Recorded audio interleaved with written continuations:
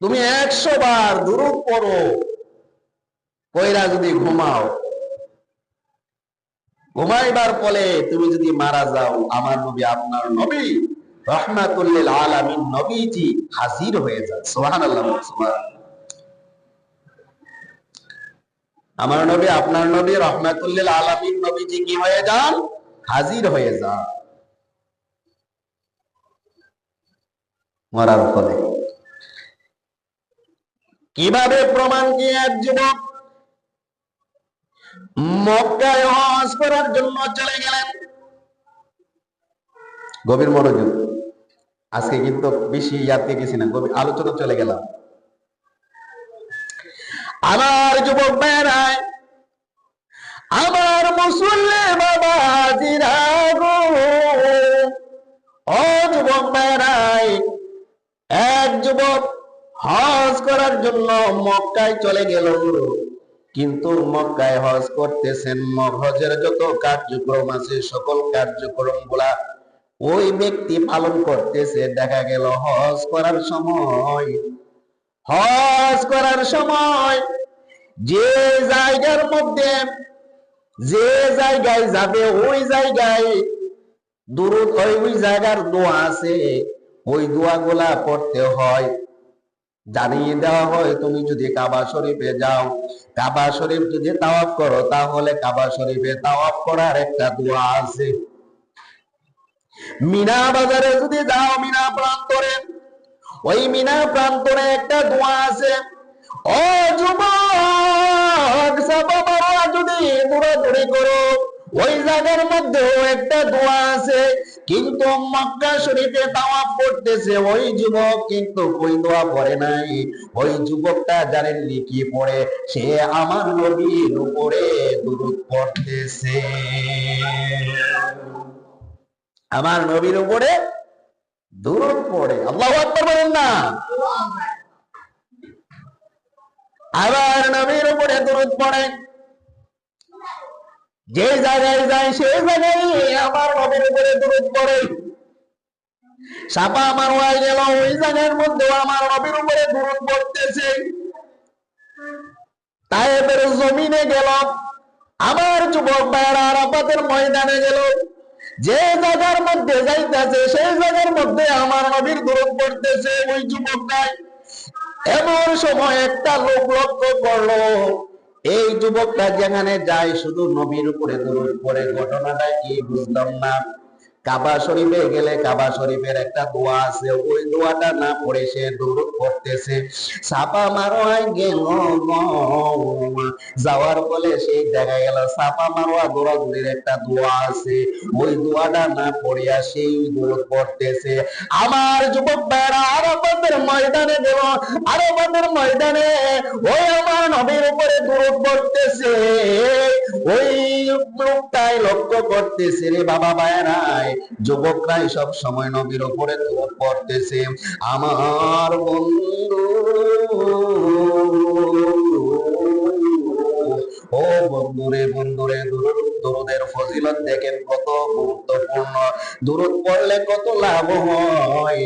কিন্তু দেখা গেল ওই লোকটারে ডাক দিয়া বললেন, ওই যুবকটা দিয়ে ডাক দিয়া বললেন, ও যুবক, আমি দেখলাম তুমি কাবা শরীফে কাবার দোয়া না পড়ে নবীর উপরে দুরূদ পড়তেছো। ঘটনাটা কি? যে জায়গায় যাইতেছো সেই জায়গায় নবীর দুরূদ পড়তেছো।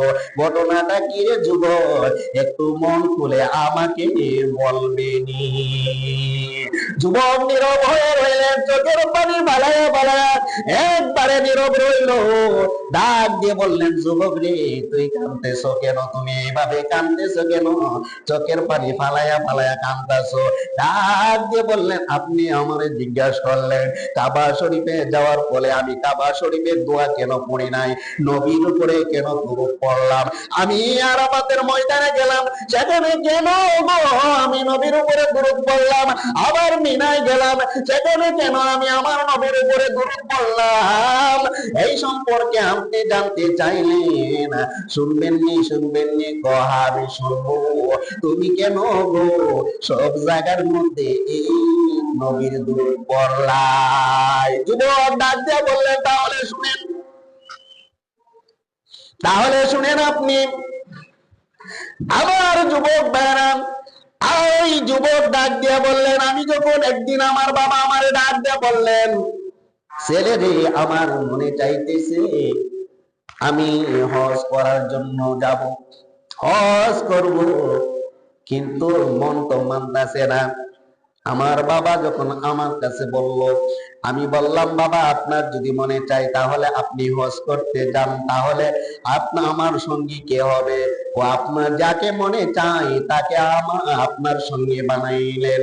বাবা ডাক দিয়ে বললেন, ছেলে রে, একমাত্র তুই আমার ছেলে, তুই আমার সফর সঙ্গী হবে। চিৎকার করে বলুন সুবহানাল্লাহ।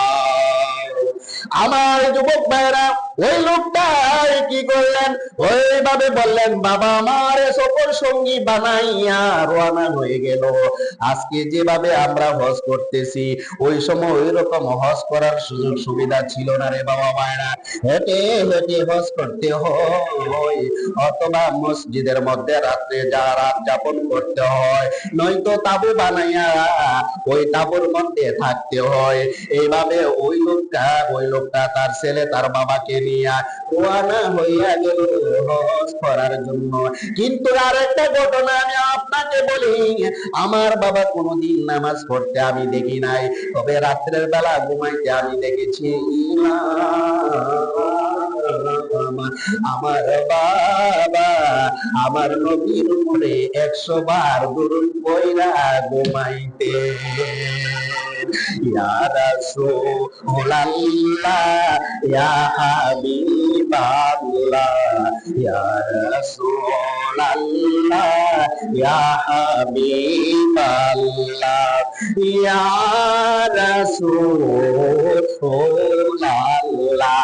বলুন ইয়া রাসূলুল্লাহ, ইয়া হাবিবাল্লাহ, ইয়া রাসূলুল্লাহ, ইয়া হাবিবাল্লাহ,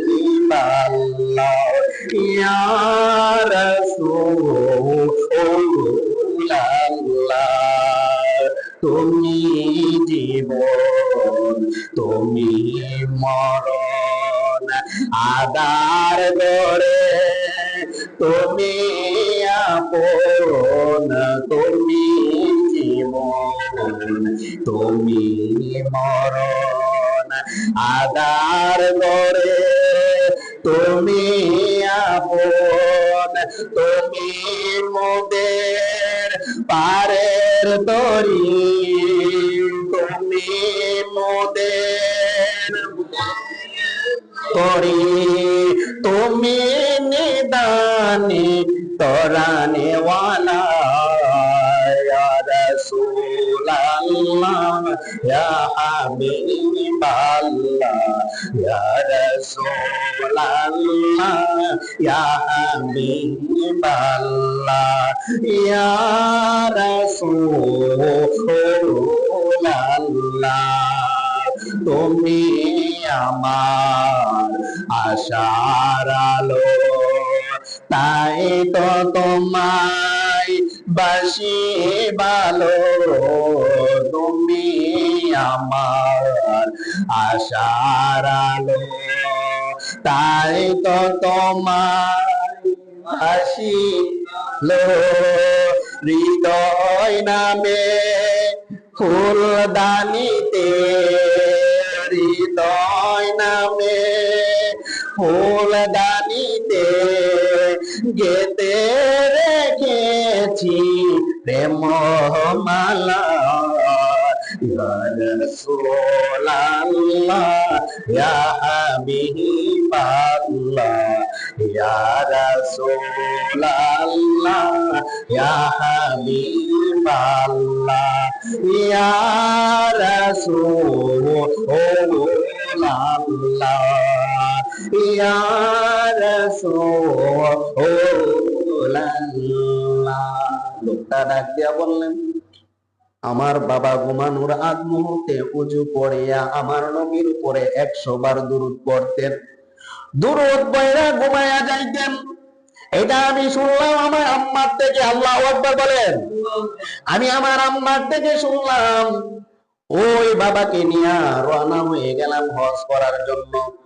কিন্তু কত মধ্যরাত্র যখন আসলাম, আসার ফলে রাত্রে তাবু করলাম রাত যাপন করার জন্য। আমরা বাবা ছেলে দুইজন ঘুমাইলাম। ঘুমানোর ফলে হঠাৎ করে আমার বাবার অসুখ হয়ে গেল, জ্বর উঠে গেল। এত জ্বর উঠলো, আমি আশ্চর্য হয়ে গেলাম। মাথার মধ্যে হাত দিলাম, মাথা গরম। আল্লাহু আকবার বলেন। মাথা গরম হয়ে রইল। মাথা গরম অবস্থায়, এই অবস্থায় দেখি আমার বাবা ছটফট করতেছে, মৃত্যুর যন্ত্রণা যেন আমি দেখতে পাইলাম।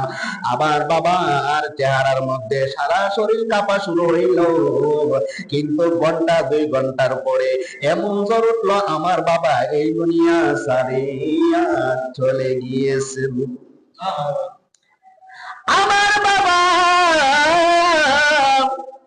এই দুনিয়ায় ছেড়ে চলে গেলেন। কিন্তু আমার বাবার চেহারার দিকে আমি তাকাইলাম। আমি আমার বাবার চেহারার দিকে তাকাইলাম। চেহারার দিকে তাকানোর পরে দেখতে পাইলাম চেহারাটা মলিন হয়ে গেল। এমন একটা চেহারা ধারণ করলো, বিকৃতির চেহারায়।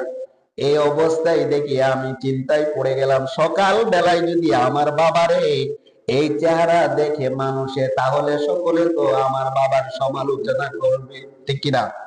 এই যুবক, ঠিক কিনা?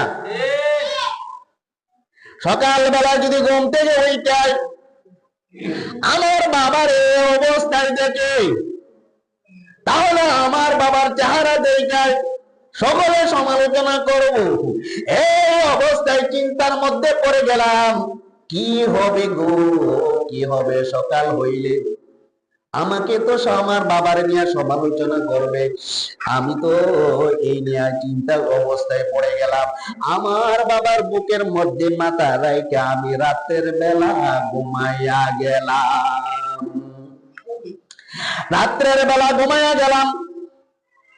রাত্রের বেলা যখন ঘুমাইলাম, ও যুবক, ঘুমানোর বলে আমি দেখতে পাইলাম কে যেন গো দপদপ সাদা কাপড় পরিহিত অবস্থায়, এত সুন্দর চেহারা, এইরকম চেহারা আমি জীবনও দেখি নাই। আল্লাহু আকবার বলবেন না? আমি ঘুমিয়ে গেলাম, আমি স্বপ্নে দেখতেছি এত সুন্দর একজন লোক আসলো আমার বাবার সামনে।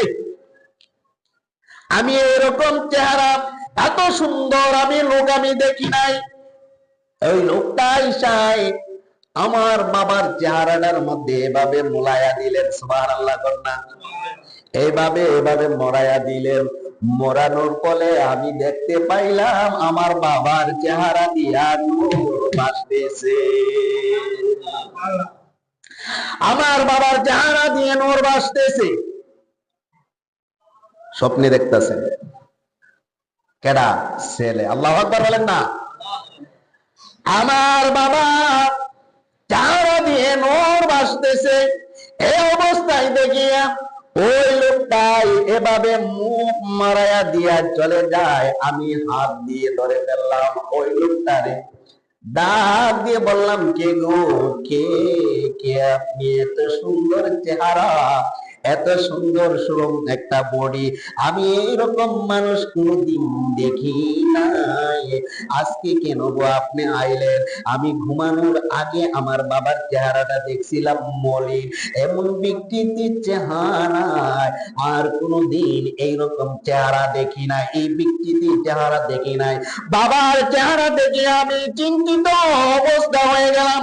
সকালবেলা ওইটাই আমার বাবার চেহারা যদি এই অবস্থায় দেখে মানুষ আমার বাবার সমালোচনা করবে, এই চিন্তা করে আমার বাবার বুকের মধ্যে মাথা রাইখে আমি ঘুমায়া গেলাম। ঘুমের স্বপ্নের মধ্যে বর্ণনা করতেছেন, আপনি আসলেন আমার বাবার চেহারার মধ্যে মরাইয়া দিলেন, গালের মধ্যে মরাইয়া দিলেন রে বাবা। বুকের মধ্যে সবকিছু মরাইয়া দেওয়ার সাথে সাথে আমার বাবার চেহারাটা নুরানি চেহারাটা হয়ে গেল। কে গো আপনি?